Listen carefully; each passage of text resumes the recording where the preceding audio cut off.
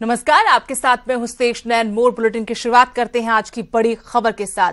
BJP के राष्ट्रीय अध्यक्ष अमित शाह आज नामांकन दाखिल करेंगे। गुजरात की गांधीनगर सीट से वो अपना नामांकन भरेंगे। पंजाब के पूर्व सीएम प्रकाश सिंह बादल उनके साथ मौजूद रहेंगे। नामांकन से पहले गांधीनगर में अमित शाह का रोड शो होगा। पहली बार अमित शाह लोकसभा चुनाव लड़ रहे हैं और गांधीनगर से उनको टिकट दिया है। आज उनका नामांकन भरा जाएगा और इस नामांकन के मौके पर एनडीए अपना शक्ति प्रदर्शन भी करेगा। इसी के तहत नामांकन से पहले अमित शाह रोड शो करेंगे।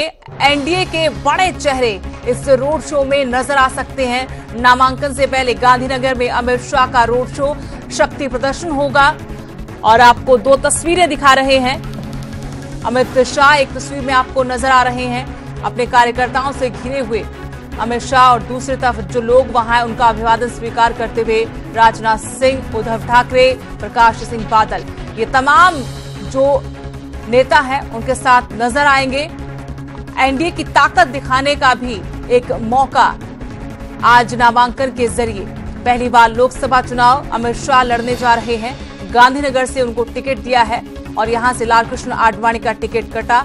एक ऐसी सीट जहां बीजेपी के कार्यकर्ता जी जान लगाकर पहले से जुटे हुए थे और आज नामांकन भरेंगे अमित शाह।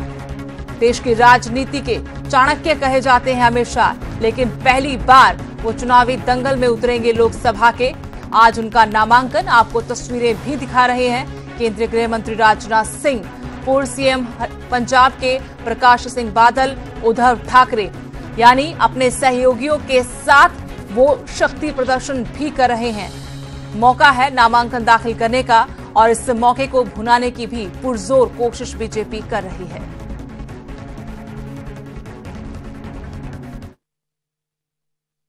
प्रकाश सिंह जी बादल, शिवसेना के राष्ट्रीय अध्यक्ष आदरणीय उद्धव जी ठाकरे, हमारे आरएलएसपी के राष्ट्रीय अध्यक्ष, एलजेपी के राष्ट्रीय अध्यक्ष आदरणीय रामविलास जी पासवान, हमारे भारतीय जनता पार्टी के पूर्व राष्ट्रीय अध्यक्ष आदरणीय नितिन भाई जी गडकरी, यहाँ के मुख्यमंत्री विजय रूपाणी जी, और यहाँ मौजूद मेरे सभी सम्मानित बहनों एवं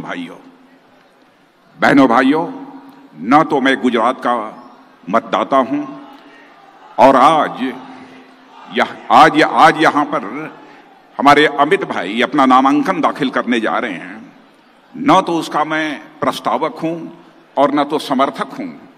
फिर भी मैंने फैसला किया कि यदि अमित भाई शाह यदि अपना नामांकन दाखिल करने जा रहे हैं तो उस अवसर पर मैं निश्चित रूप से मौजूद रहूंगा और इसीलिए आज मैं यहां पर मौजूद हूं। और इस अवसर पर मौजूद रहने का फैसला मैंने इसलिए किया कि मुझे याद है, आप सबको भी याद होगा कि 2014 में जब लोकसभा का चुनाव हुआ था, उस समय पार्टी का राष्ट्रीय अध्यक्ष मैं था और हम लोग नरेंद्र भाई मोदी के नेतृत्व में इस देश में चुनाव लड़े थे और आजाद भारत के इतिहास में पहली बार किसी गैर कांग्रेस राजनीतिक पार्टी को भारत की संसद में स्पष्ट बहुमत हासिल हुआ था और भारतीय जनता पार्टी को भी स्पष्ट बहुमत हासिल होने के बावजूद हम लोगों ने सारे अपने सहयोगी दलों के साथ मिलजुल कर यह सरकार बनाई। इसलिए आज के अवसर पर मैं वही शुभकामनाएं देने के लिए यहां पर अमित भाई शाह के लिए आया हूं कि यह संसदीय निर्वाचन क्षेत्र, यहां से हमारे आदरणीय लालकृष्ण आडवाणी चुनाव लड़ते रहे। लंबे समय तक उन्होंने अपना पार्टी का मार्गदर्शन किया है। एक कद्दावर नेता हैं, उनका उत्तराधिकार संभालने यदि कोई जा रहा है तो हमारे अमित भाई शाह उनका उत्तराधिकार संभालने जा रहे हैं। और मैं पूरी तरह से आश्वस्त हूं कि हमारी इस गुजरात की जनता, इस संसदीय निर्वाचन क्षेत्र की जनता हमारे अमित भाई शाह को अपना भरपूर आशीर्वाद देगी ताकि वह रिकॉर्ड मतों से जीत कर वह भारत की संसद में पहुंचे। बहनों भाइयों, 5 वर्षों तक हम लोगों की सरकार चली है। मैं विस्तार में जाकर उसकी चर्चा नहीं करना चाहता कि हमारी सरकार ने क्या क्या काम किया है, लेकिन इस सच्चाई को कोई नकार नहीं सकता है कि आजाद भारत के इतिहास में किसी प्रधानमंत्री ने। तो आप सुन रहे थे केंद्रीय गृह मंत्री राजनाथ सिंह को। आज गांधीनगर से नामांकन दाखिल करेंगे अमित शाह। पहली दफा लोकसभा चुनाव में उतरे हैं और आज वो नामांकन, साथ ही एनडीए का शक्ति प्रदर्शन मंच पर नजर आ रहा था। तमाम बड़े चेहरे एनडीए के वहां मंच पर मौजूद थे और अब बात हरियाणा के सियासी गलियारों की करेंगे, जहां इन दिनों हरियाणा कांग्रेस की परिवर्तन बस यात्रा चल रही है। आज कांग्रेस की परिवर्तन बस यात्रा करनाल से पानीपत, गोहाना और महम से होते हुए झज्जर पहुंचेगी। 26 मार्च को गुरुग्राम से ये यात्रा शुरू हुई थी और इस यात्रा में गुलाम नबी आजाद, भूपेंद्र सिंह हुड्डा, अशोक तंवर, किरण चौधरी, नवीन जिंदल समेत तमाम कांग्रेस के नेता एक ही बस में सवार हैं। एकजुटता का संदेश देने की कोशिश हो रही है। 6 दिन की बस यात्रा का समापन रविवार को यानी कल पलवल में होगा।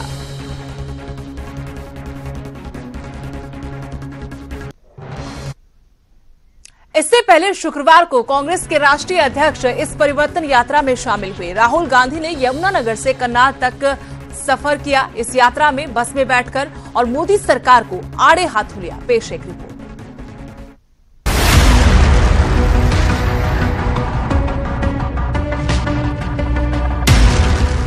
मिशन 2019 फतेह करने के लिए कांग्रेस ने एड़ी चोटी का जोर लगा दिया है। हरियाणा कांग्रेस के दिग्गज नेता बस में सवार होकर सत्ता परिवर्तन के लिए सफर कर रहे हैं। शुक्रवार को कांग्रेस के राष्ट्रीय अध्यक्ष राहुल गांधी भी परिवर्तन यात्रा में शामिल हुए।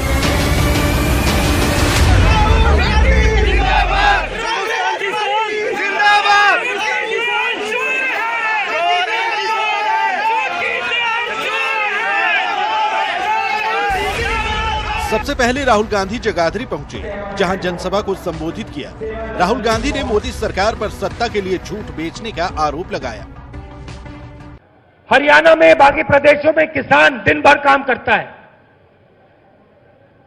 धूप में काम करता है, 4 बजे उठ के काम करता है, मगर जब किसान नरेंद्र मोदी जी से कर्जा माफी की बात करता है, अरुण जेटली जी कहते हैं हम नहीं करेंगे, हमारी पॉलिसी नहीं है। बीमा की पॉलिसी बनाते हैं तो बिना पूछे आपके बैंक अकाउंट से पैसा निकाल देते हैं। 2014 में मोदी जी कहते थे मुझे चौकीदार बनाओ, मुझे प्रधानमंत्री मत बनाओ, मुझे चौकीदार बनाओ।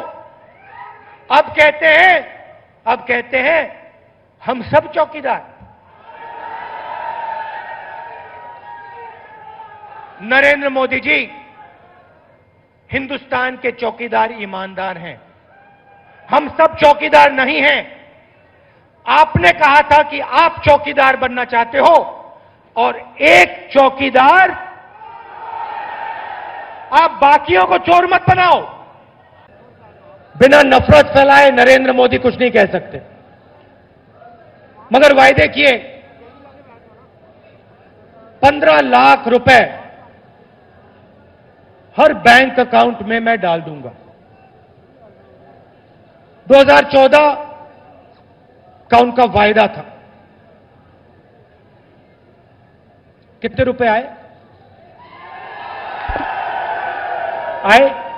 मिला किसी को? जगाधरी से राहुल गांधी का काफिला कुरुक्षेत्र के रास्ते करनाल के लिए निकला। करनाल के इंद्री में एक ढाबे पर राहुल गांधी ने हरियाणा कांग्रेस के दिग्गज नेताओं के साथ खाना खाया। तस्वीरों में आप देख सकते हैं कि राहुल गांधी ढाबे पर खाना खा रहे हैं और उनके साथ हरियाणा कांग्रेस के तमाम नेता और कार्यकर्ता बैठे हैं।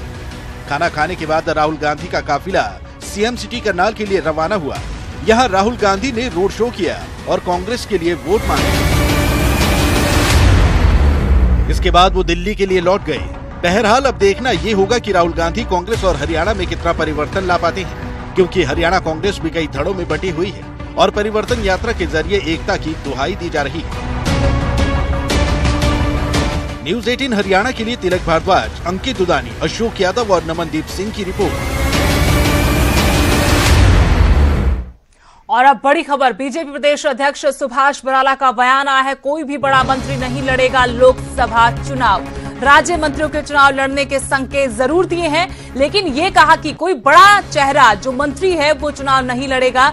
लेकिन संकेत उनका ये कि राज्य मंत्रियों के चुनाव लड़ने को लेकर जो प्रयास लग रहे हैं करीब करीब वो सही है। चंडीगढ़ में प्रेस कॉन्फ्रेंस उनकी तरफ से की गई। कौन सा राज्य मंत्री चुनाव लड़ेगा ये अभी साफ नहीं हो पाया है। इस वक्त आपको ये बड़ी खबर दे रहे हैं कि बीजेपी प्रदेश अध्यक्ष सुभाष बराला ने प्रेस कॉन्फ्रेंस में बड़ा बयान दिया, कहा कि कोई भी बड़ा मंत्री लोकसभा चुनाव नहीं लड़ेगा। राज्य मंत्रियों के चुनाव लड़ने के संकेत दिए हैं सुभाष बराला ने। इस खबर पर और जानकारी हम लेंगे, मेरे सहयोगी मनोज इस वक्त मेरे साथ जुड़े हैं। मनोज, सुभाष बराला की प्रेस कॉन्फ्रेंस और वहां से ये कहना कि कोई बड़ा मंत्री, बड़ा चेहरा चुनाव नहीं लड़ेगा, लेकिन राज्य मंत्रियों को लेकर कुछ संकेत जरूर दिया है। क्या कृष्ण बेदी की तरफ संकेत था?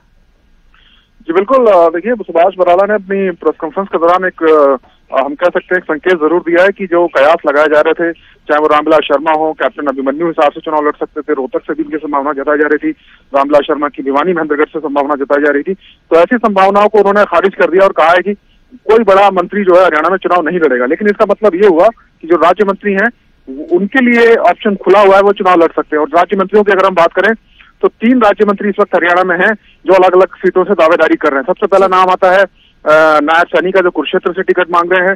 इसके साथ साथ मनीष ग्रोवर रोहतक से टिकट दी जा सकती है, और कृष्ण बेदी, जैसा कि आपने भी जिक्र किया, सिरसा सुरक्षित सीट से चुनाव लड़ सकते हैं। तो यानी कि ये 3 जो नाम हैं, इनका जो ऑप्शन है वो खुला हुआ। राज्य मंत्रियों पर हरियाणा में भारतीय जनता पार्टी दांव खेल सकती है। तो एक बड़ा संकेत यहाँ पर भाजपा प्रदेश अध्यक्ष सुभाष बराला ने दिया है। जी मनोज, क्या इसके अलावा कोई जानकारी दी है लोकसभा चुनाव में उम्मीदवारों को लेकर? कहा तो काफी कुछ जा रहा है कि सोनीपत से कोई बड़ा चेहरा, कोई जाट चेहरा, या फिर खेल जगत से कोई बड़ी हस्ती जो जातिगत समीकरण भी साध सके और एक बड़ा चेहरा भी हो, ऐसा कोई बाहर से उम्मीदवार आ सकता है?